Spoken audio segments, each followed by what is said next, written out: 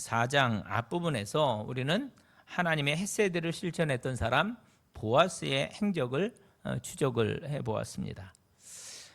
룻기의 마지막 시간, 오늘 우리들이 읽은 이 본문에는 여러 개의 축복 이야기들이 등장을 합니다. 여러분 주목하십시오. 첫 번째 축복은 베들레헴 백성들의 룻을 향한 축복입니다. 여러분 11절 앞부분을 보면 성문에 있는 모든 백성과 장로들이 이르되 우리가 증인이 되나니 여호와께서 내 집에 들어가는 여인으로 이스라엘의 집을 세운 라헬과 레아 두 사람과 같게 하시고, 이렇게 말씀합니다. 여러분 옛날 라헬과 레아가 야곱의 아내가 되어서 결국 12지파의 시조가 되었던 것처럼 이 룻으로 인해서 이스라엘에 그런 복이 있게 되기를 원한다. 이 축복입니다. 그 다음은 보아스를 향한 축복이에요. 11절인데 나머지 부분인데 이것도 제가 한번 읽어드리면 내가 에브랏에서 유력하고 베들레헴에서 유명하게 하시기를 원하며 그랬습니다. 여러분 이 에브랏하고 베들레헴은 같은 동네예요. 같은 동네입니다. 그곳에서 보아스 내가 더 유력한 사람이 되기를 기원한다는 그런 축복의 말인 것입니다. 세 번째 축복은 12절에 나옵니다. 여호와께서 이 젊은 여자로 말미암아 내게 상속자를 주사 내 집이 다말이 유다에게 낳아준 베레스의 집과 같게 하시기를 원하노라 하니라. 뭐예요? 보아스, 룻 너희에게 뭐가 생겨서? 상속자가 생겨서 앞으로 훌륭한 가문을 이루게 되기를 원한다. 그런 축복의 기원입니다. 룻기가 결론을 향해 나아갑니다. 13절 말씀 한번 우리 함께 한 목소리로 함께 읽겠습니다. 시작. 이에 보아스가 룻을 맞이하여 아내로 삼고 그에게 들어갔더니 여호와께서 그에게 임신하게 하심으로 그가 아들을 낳는지라. 아멘. 여러분 비록 짧은 한 문장에 불과하지만 이 문장의 의미 또 그 안에 담긴 하나님의 축복은 정말 어마어마한 것입니다. 사실 여러분 룻기 전체에는 특별히 이 전반부에는 우리들의 마음을 좀 무겁게 하는 요소가 가득했습니다. 여러분 한번 생각해 보세요. 흉년, 이민, 남편 이름, 또 아들들 이름, 소망 없음, 뭐 빈털터리, 역이주, 마라의 탄식, 뭐 이삭 죽기 등등. 여러분 이 모든 이야기들 가운데 오늘 이 복된 결말을 예측하게 해줄 수 있는 것은 하나도 없어요. 하나도 없습니다. 전반부의 말씀은 참 어두웠어요. 그런데 한순간 놀라운 하나님의 섭리였죠. 우연히와 마침이 만나 이런 회복이 일어나고 결국 하나님이 주시는 상속자 500까지 태어나게 되었다라는 것입니다. 순간 룻기 색깔이요 완전히 바뀌어버립니다. 하나님의 축복이 임하고 두 사람의 결혼이 성사가 되었고 룻의 임신과 출산이 이어지게 됩니다. 하나님의 회복, 고엘, 기업 물을 자에 대한 놀라운 이야기가 드디어 완성이 되는 거예요. 완성. 여러분 여기에 이르기까지 수고했던 나오미와 룻, 보아스에게는 우리 칭찬의 박수를, 그리고 가장 멋진 그 PD이신 우리 하나님께는 영광의 박수를 한번 올려드리겠습니다.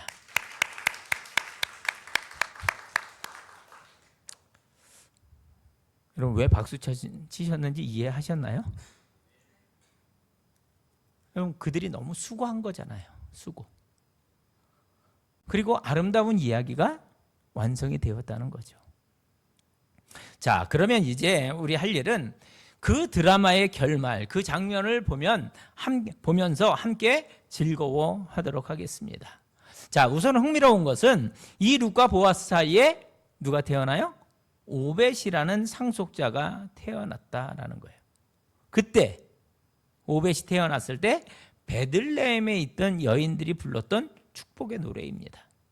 14절 15절 여인들이 나오미에게 이르되 찬송할지로다 여호와께서 오늘 내게 기업 물을 자가 없게 하지 아니하셨도다. 이 아이의 이름이 이스라엘 중에 유명하게 되기를 원하노라. 이는 내 생명의 회복자이며 내 노년의 봉양자라. 곧 너를 사랑하며 일곱 아들보다 귀한 내 며느리가 낳은 자로다 하니라. 여러분, 이 선언에서 우리가 주목해야 할 것이 많아요. 우선 지금 누가 누구를 축복하는 거예요? 베들레헴 여인들이 나오미를 축복하는 겁니다. 그런데 이 여인들이 누굽니까? 맨 처음에 나오미가 베들레헴에 이렇게 들어왔을 때, 여기 이주했을 때 그 상황 여러분 기억하시죠? 이 사람이 나오미야? 그녀를 보면서 혀를 찾던 그 여인들이었어요. 그런데 그 여인들이 지금 하나님의 역사와 치유와 회복을 분명하게 보게 된 거예요. 목도한 겁니다. 그러면서 그들이 놀랐어요. 그런데 이제 오벳이라고 하는 상속자가 태어난 것까지 보니까 이들이 찬사를 보내는 거예요. 이제 당신에게는 첫째, 기업 물을 자가 생겼고, 두 번째, 생명의 회복자가 생겼고, 세 번째, 노년의 봉양자가 생겼다. 너무너무 잘 되었네요. 여러분, 바로 이것이 하나님의 손길, 헤세드를 경험한 이들의 인생인 줄로 믿습니다. 그리고 과연 그 나오미의 놀라운 이야기에 이제 그들이 직접 증인이 되어준 겁니다. 여러분, 우리도 그 사실을 같이 인정하지 않을 수가 없습니다. 하나님이 그날 엘리멜렉의 가문을 온전히 회복시켜 주신 거예요. 여러분, 이 이야기가 무슨 의미일까? 여러분, 저는 분명히 믿습니다. 그분은 오늘 우리의 인생과 또 가정과 일터와 교회를 얼마든지 회복시키실 수 있는 분임을 저는 분명히 믿습니다. 그게 다가 아니죠. 11절 베들레헴 사람들은 보아스를 축복하다가 룻을 이렇게 부릅니다. 여호와께서 내 집에 들어가는 여인으로 라고 그렇게 부릅니다. 여러분, 이 신분의 변화가 기가 막히지 않습니까? 원래 신명기 말씀에 따르면 모압 사람은 이스라엘의 총회에 들어갈 수가 없는 그런 존재였습니다. 그런데 그랬던 모압 여인 룻이 이제 정식으로 보아스의 집에 들어가 그의 아내가 되었다. 성경이 그를 인정해 준 겁니다. 여러분, 정말 어마어마한 변화 아닙니까? 룻은 이제 더 이상 나그네가 아니라 당당히 여주인이 되었어요.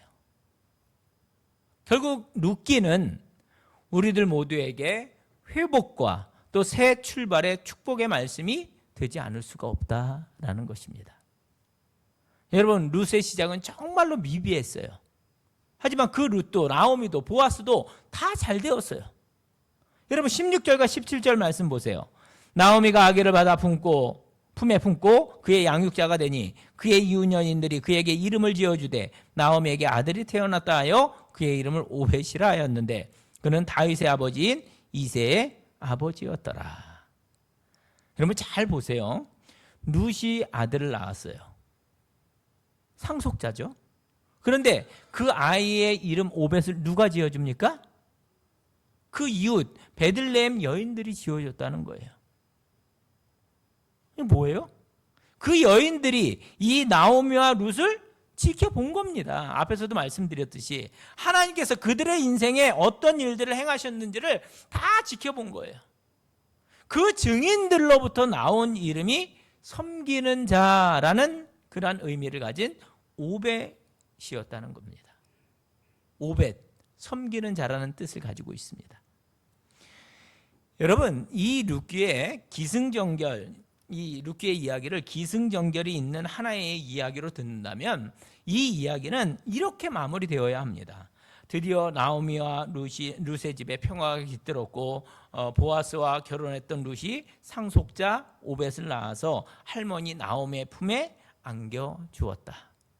사람들은 함께 기뻐했고 그날 이후 나오미와 룻과 보아스 그리고 오벳은 베들레헴에서 오래오래 행복하게 살았답니다. 끝. 여러분 이렇게 맞춰지는 게 맞아요. 그런데 룻기는 그렇게 끝나지 않습니다. 대신에 조금 뜬금없는 방식, 아니 이것은요 히브리인들의 사고방식으로 볼 때는 굉장히 의미심장한 족보 이야기로 마무리가 됩니다. 18절에서 22절 말씀. 베레스의 계보는 이러하니라. 베레스는 헤스론을 낳고 헤스론은 람을 낳았고 람은 암미나답을 낳았고 암미나답은 나손을 낳았고 나손은 살몬을 낳았고 살몬은 보아스를 낳았고 보아스는 오벳을 낳았고 오벳은 이새를 낳고 이새는 다윗을 낳았더라. 이렇게 끝이 납니다. 여러분 성경 중간중간 족보들이 나오잖아요. 잘 보시면 그 족보들은 분명한 이유를 가지고 특히 저자의 의도가 있을 때 출연을 하곤 합니다. 특히 새로운 역사가 시작된다 이것을 알릴 때 꼭 족보가 등장을 해요. 여러분 마태복음이 무슨 이야기로 시작됩니까? 족보 이야기로 시작을 해요. 마태복음 1장은 다 족보 이야기예요. 오늘 이 룻기의 족보도 예외가 아닙니다. 사실은 이 기록 때문에 사람들이요 이 룻기를 무시할 수가 없었던 거예요. 왜요? 이 족보는 평범한 사람들의 족보가 아니라 이스라엘의 성군이었던 다윗의 족보, 또 다윗 왕가를 이루는 족보이기 때문에 그렇습니다. 게다가 그 이야기를 계속 이렇게 쭉 따라가다 보면 온 세상을 구원하기 위해 오신 죄인들을 구원하러 오신 예수님의 구속사를 완성하는 족보가 되어진다는 것입니다.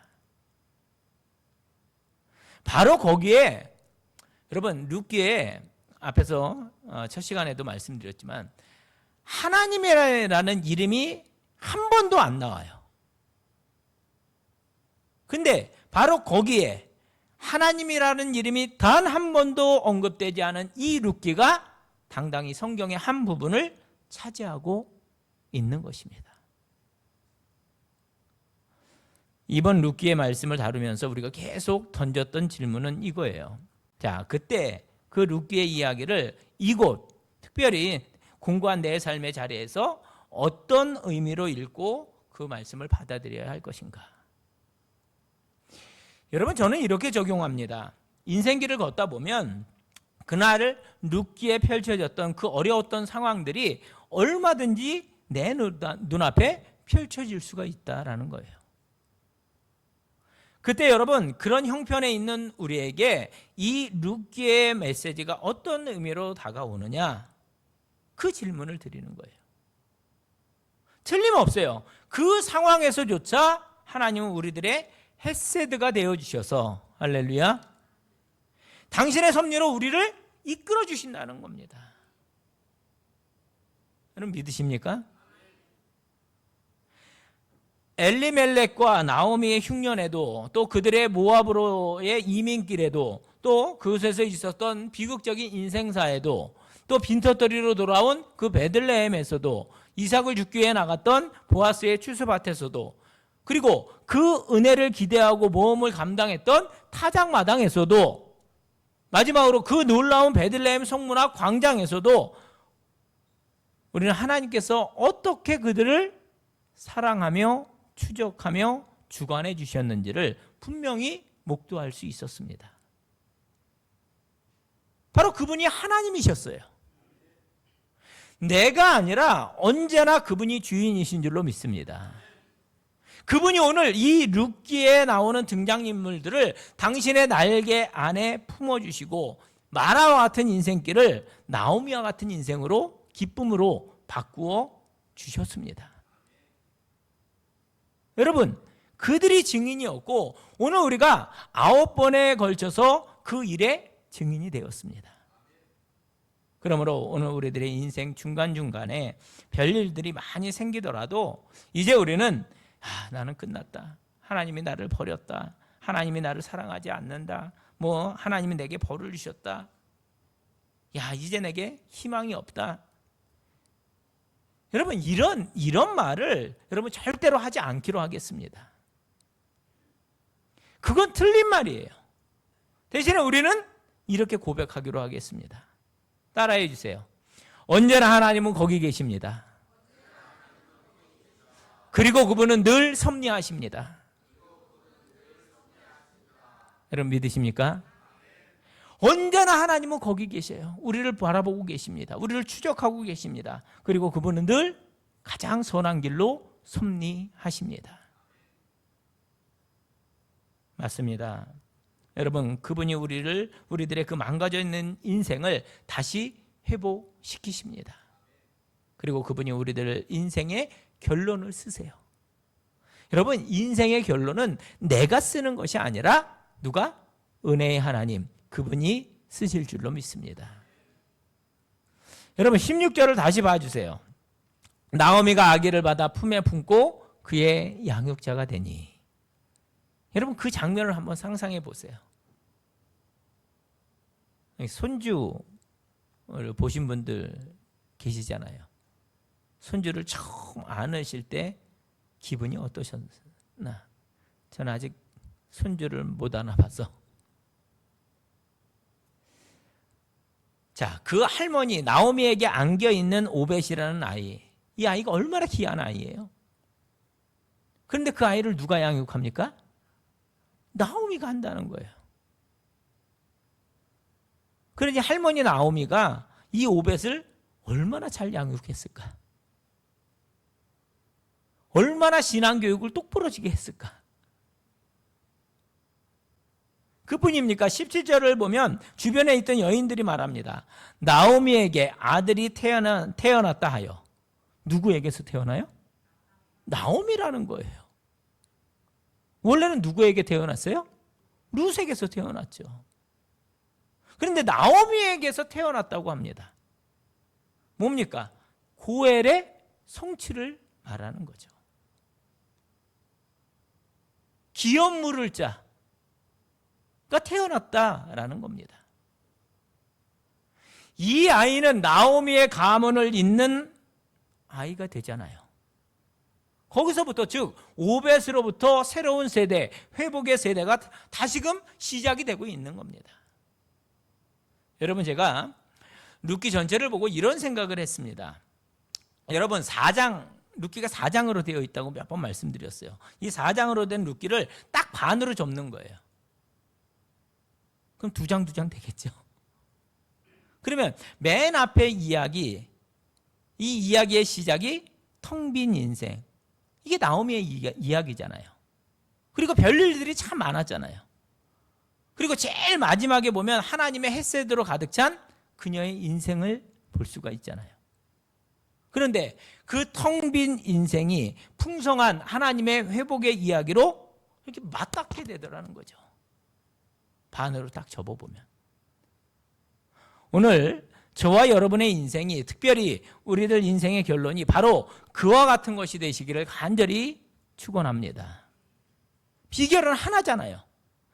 이들이 했던 것처럼 그 하나님의 손길, 헤세드의 손길에 우리들의 인생을 믿음으로 맡기는 겁니다. 믿음으로 맡기라. 그때 여러분, 저와 여러분의 그 텅 빈 베들레헴과 같은 인생의 순간들은 하나님의 섭리에 이끌려서 그분의 떡으로 가득한 문자 그대로죠. 그대로의 떡집인 베들레헴이 될 줄로 믿습니다.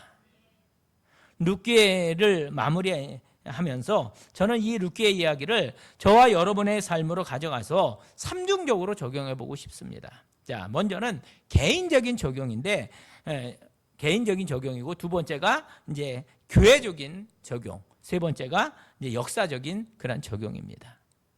간단하게 말씀드리면, 자, 먼저 이 룻기를 여러분의 인생으로 가지고 가셔서 개인적으로 적용해 보는 겁니다. 세상 풍조 속에서 다 망한 것 같은 그런 가정사 속에서도 사람들의 놀림과 또 빈정거림 속에서도 결국은 끝까지 하나님의 방식, 헤세드를 취하며 살던 이들의 인생이 결국 하나님을 체험하는 멋진 회복의 주인공들이 되었다는 거죠. 오늘 우리들의 인생에도 이런 뭐 절망이나 흉년은 얼마든지 다가올 수 있어요. 그런데 그때 사랑하는 성도 여러분, 특별히 이 룻기의 말씀을 대한 우리는 세상 사람들은 다 그런 식으로 자기가 원하는 대로 그렇게 살아가지만 우리는 아니다. 하나님께서 이 세상의 역사를 섭리하시고 이끄시는 분이라는 것을 우리가 분명히 기억하고 그분 앞에서 그 결승점을 생각하고 하늘 상급을 생각하고 그분이 오늘 기대하시고 기뻐하시는 그러한 삶의 방식으로 이 삶의 여정을 걸어가는 복된 하나님의 사람들이 되시기를 주님의 이름으로 축복합니다. 여러분, 올해 우리 교회 표어가 시냇가에 심기운 나무와 시냇가에 심기운 교회와 성도잖아요. 근데 우리가 또 우리 하주교회가 시냇가에 심기어서 어떻게 된다라는 거죠? 형통함을 누리자라는 거였거든요. 이 표와 같이 시냇가에 심기운 교회와 성도가 되어서 정말로 형통함을 누리는 우리 심령들과 또 우리 하주교회가 되기를 간절히 소원합니다. 자, 두 번째, 저는 이 룻기의 말씀을 우리 교회에도 그대로 적용할 수 있다고 봅니다. 자, 소망이 별로 없었던 자리. 그러나 룻기는 끝까지 헤세드의 하나님을 붙들고 있습니다. 여러분, 우리 쉽게 이야기합니다. 교회들이 참 어렵다. 교회들이 문제가 참 많다. 교회들이 제대로 서지 못하고 있다. 교회가 정말 정신 차려야 한다. 앞으로 한국 교회에 더 큰 위기가 닥칠 것이다. 쉽게 이야기합니다. 근데 그 말이 또 맞아요. 저도 동의합니다. 정말로 안타까운 일들이 참 많습니다. 어떤 것은 너무 썩어서 절망적으로 보일 때도 있어요. 여러분, 우리 교회도 그렇잖아요. 완벽하지 않아요. 우리 교회도 포함되어 있는 거예요. 이러다가 한국 교회가 정말로 다시 일어서지 못할 만큼 힘을 잃으면 어떡하지? 우리 진심으로 걱정도 합니다. 그러나 여러분, 그때 우리가 끝까지 놓지 말아야 될 진리가 하나가 있는 거예요. 그게 뭐예요? 바로 이 룻기에서 배우는 겁니다.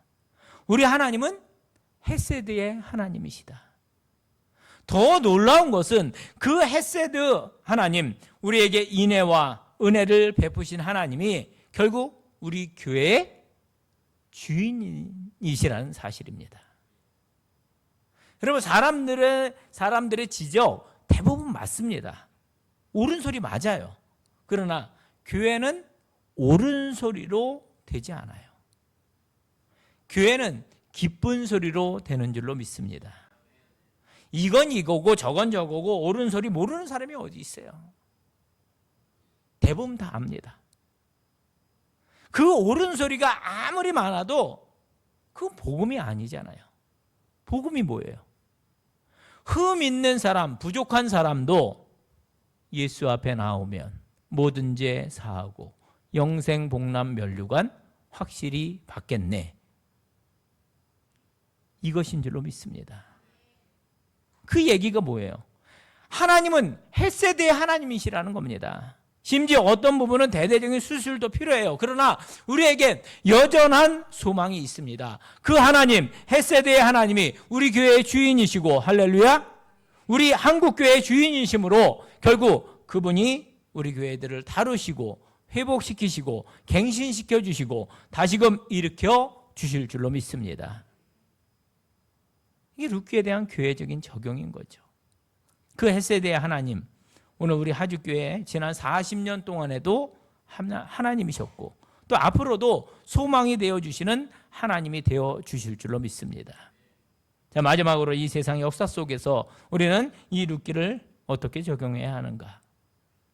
우리는 흔히 이 세상이 몇몇 힘 있는 특정인들, 정치 지도자들 또는 강대국들에 의해서 좌지우지된다 이렇게 생각을 합니다. 또 일부분은 맞는 것 같아요. 그래서 강대국 이 대통령이 무슨 말 한마디 하면 또는 어떤 특정한 결정을 하거나 또 움직임을 이렇게 취하기만 하면 전 세계에 있는 모든 유수가 아주 떠들썩하잖아요. 그래서 우리는 또 걱정하기도 하잖아요. 저렇게 나오는데 어떻게 될까? 정말 이런 시대에 참 소망이 있을까? 솔직히 고개를 저을 때가 많죠. 하지만 여러분, 이 역사의 주인이 바로 헷세드의 하나님이시다라는 이 사실을 이 룻기를 통해서 배우는 거예요. 헷세드 하나님께서 지금 이 모든 상황을 보고 계시고 주관하고 계시고 결국은 당신의 큰 섭리 가운데 나라와 역사를 이끌어 주실 것을 분명히 믿습니다.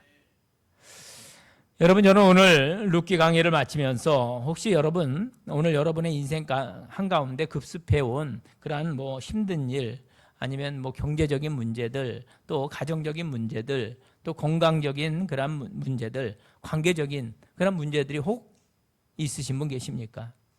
그렇다면 그분이 나오미인 거죠. 그렇다면 여러분, 그분이 룻인 거예요. 그럴 수 있어요. 이제 어떻게 하나? 걱정하고 고민하실 수 있어요. 근데 그 순간 여러분, 룻 시대 주변에 있던 사람들이 행했던 것처럼 각자 소견에 옳은 대로 여러분의 경험, 여러분의 감정, 누군가 하는 말 등등을 가지고 거기에 반응하면서 그렇게 사시겠습니까? 아니면 이 모든 이야기들을 한가운데 묶으셔서 당신의 섭리와 또 회복의 이야기로 결국 오벳의 이야기, 다윗의 이야기, 예수 그리스도의 이야기로 이끄시는 하나님을 향한 믿음으로 반응하며 살아가시겠습니까? 여러분, 이쯤 되면 결론은 분명하죠.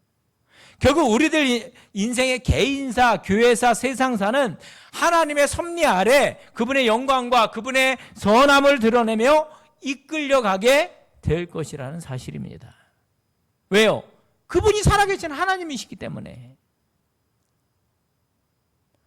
9번에 걸친 룻기 설교를 마치면서 저는 여러분 한 분 한 분을 사랑하고 축복하고 격려하고 싶습니다.